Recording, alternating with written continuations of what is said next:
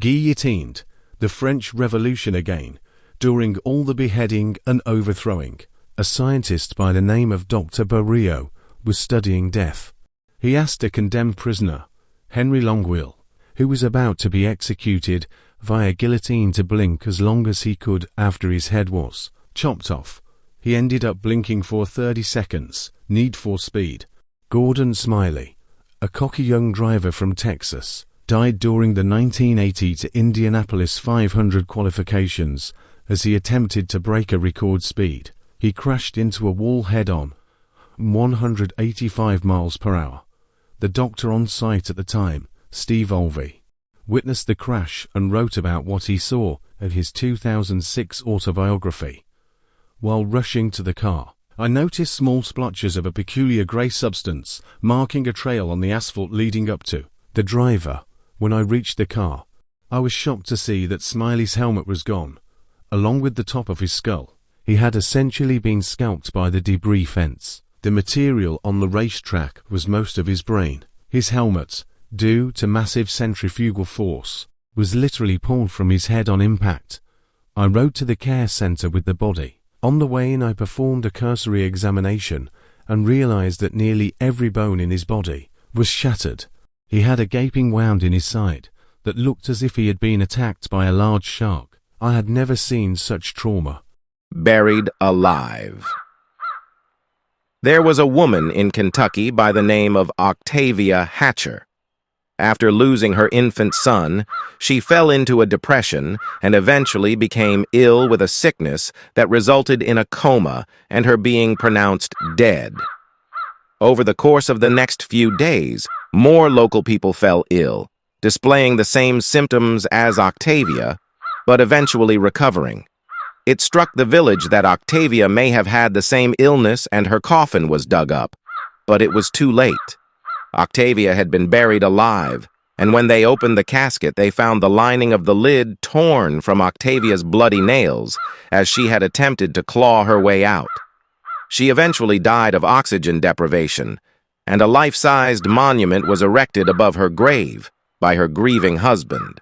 Apparently, being buried alive was pretty common back in the day. Some coffins were made with air vents and a bell to ring if you happened to wake up. Raymond Robinson, a.k.a. Green Man, lost his face as a young boy due to an electrical accident. He somehow managed to live to the age of 74 despite having no eyes, mouth, nose, and only one ear. His severe disfigurement meant he stayed inside during the day, but his habit of going for long nighttime walks made him into an urban legend. Green Man. Raymond Robinson, a.k.a. Green Man, lost his face as a young boy due to an electrical accident. He somehow managed to live to the age of 74, despite having no eyes, mouth, nose, and only one ear. His severe disfigurement meant he stayed inside during the day, but his habit of going for long nighttime walks made him into an urban legend. Rainbow Valley. There is an accidental graveyard called the Rainbow Valley on Mount Everest. It got its name from the multicolored jackets and climbing gear attached to the numerous corpses littered along the hillside. People seeking to climb Mount Everest have to pass these colorful corpses on the way to the top. Over time, the mummified bodies have become goalposts for would-be climbers. Little Albert. Carried out by John Watson, the Little Albert experiment aimed to find out if fear was inherently ingrained or culturally taught. To find out, he essentially repeatedly traumatized a sick baby that he kidnapped every day from the on-campus daycare facility without its mother's knowledge by presenting it with soft, fluffy things, while slamming a gong with a hammer from behind a curtain to scare the child. The baby developed a phobia of white, fluffy things, and the experiment ended because Albert's mother found out and moved them away. According to relatives, Little Albert never learned to walk or talk, and eventually died at the age of 6. Jonestown Massacre. Probably the most well-known of these creepy historical facts, at least in pop culture. The People's Temple Agricultural Project, aka Jonestown, came to an end after the cult's leader, Reverend Jim Jones, forced 918 people in the town to drink Kool-Aid mixed with cyanide, chloral hydrate, Valium, and Phenergan. The events have often been referred to as mass suicide, but were really closer to a mass murder, as all who drank the poison did so under duress, and a third of the victims were minors. It was the largest single loss of American civilian life in a deliberate act until 9/11. Jaw-dropper.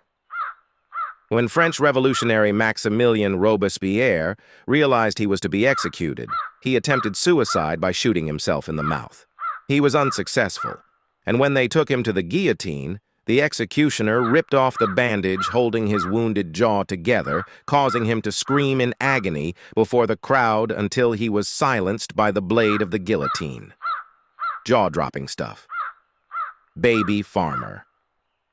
Minnie Dean, a.k.a. the baby farmer, is the only woman to receive the death penalty in New Zealand. To make ends meet, she used to take in unwanted babies, many of whom either got mysteriously sick and died or went missing. Eventually, after a police investigation, it was discovered she had killed them and put their remains in hatboxes. She was found guilty of infanticide and hanged. Live forever. Shi Huangdi was the founder of the Ying dynasty and the first emperor of China. Like many powerful men, he decided he wanted to live forever, and so commanded his doctors to find the elixir of immortality, or they would be killed. His doctors shortly discovered the magic potion, and he set about drinking it daily. Unfortunately, he was actually drinking mercury, and eventually died from mercury poisoning. Whiskey business. While on an expedition into Africa during the late 19th century, James Jameson, heir to the Jameson Irish whiskey empire, reportedly asked to witness cannibalism in action.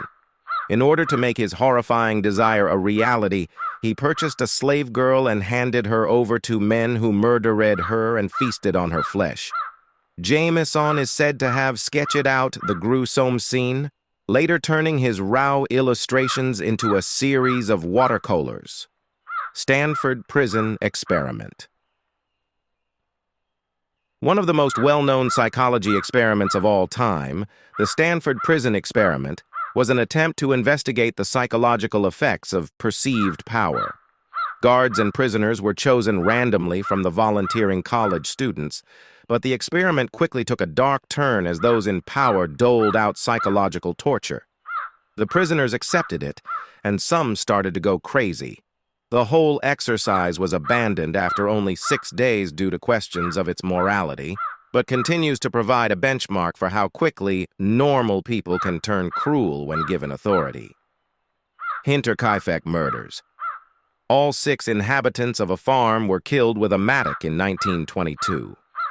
A few days prior to the attack, one of the victims had seen footprints in the snow leading from the edge of the forest to the farm, but none leading back.